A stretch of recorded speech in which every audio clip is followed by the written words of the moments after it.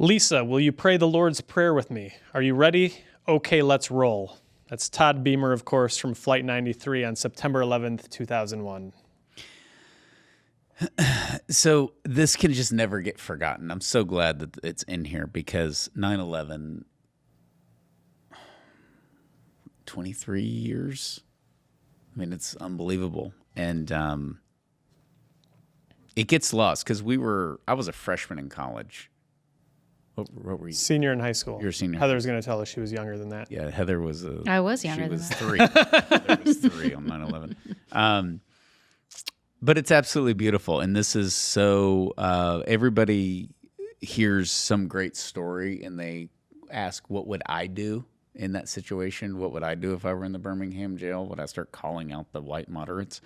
And Todd Beamer represents that this is happening. We're not doing all this today, and I can do something about it. Flight 93 is the movie that I referenced because there's a lot of 9/11. But what makes me excited, and I am going to go to that museum because you've talked about it, and I don't go to New York as much as I used to, but I will end up there soon.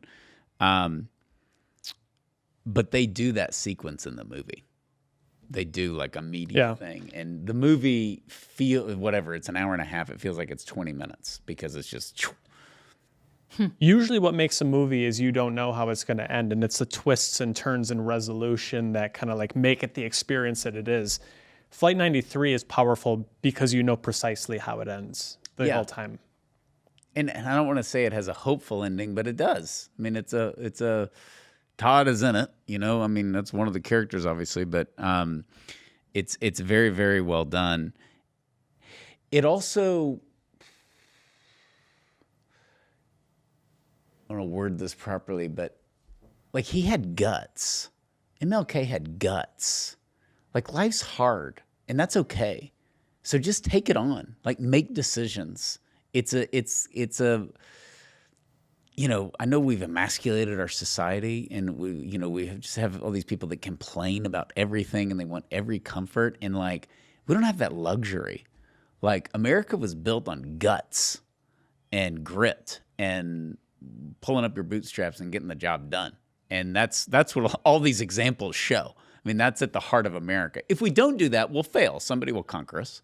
And that's just the reality. But it's great examples of fortitude and faith. And I don't care that I may suffer. I'm going to do the right thing. And I'm going to put my life on the line. And that is so important. And I think that the pro-life movement has that. I think that's why we've made so much progress. And 40 Days for Life is an example. I mean, it has attracted the most courageous, tough, beautiful, faithful people that I've ever met, and it's just the best. And we talk about this.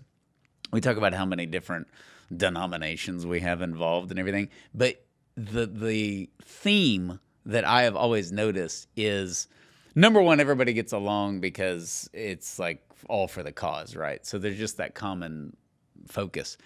But also, we attract the best Baptists and the best Lutherans and the best Methodists and the best Catholics. That's just the reality.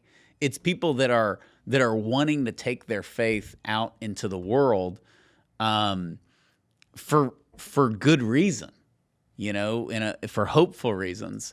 And that's always good when things just attract the best people. And I don't know. I know you've listened to the Jocko Willink podcast before, the retired Navy SEAL, and maybe, as far as I know, his best known, most famous clip from his podcast is he talks about failure. Like, oh, you didn't get the job you wanted? Good. Yeah. You didn't get the promotion? Good. Your project didn't get approved? Good. More time to get better. And like sometimes it can be easy to kind of just dismiss that as like, oh, right. Yeah, rah, rah. But it's true. And we need to recognize that in the pro-life movement because it's like baseball, right? If you fail in baseball 70% of the time, you're one of the best hitters in the league, and that's rare. I think same thing with pro-lifers. Like most of the babies we've talked about, we do not save. And my response to that would not be good. But these setbacks that we face, all right, well, let's keep going. Let's MLK went to jail. Todd Beamer died in the plane. All of these people had to pay a price, and there's no cheap victory. There's no, as you've quoted Fulton Sheen before, there's no victory without the cross. There's no salvation without the cross. So let's carry our cross and come what may and have the guts to see it through.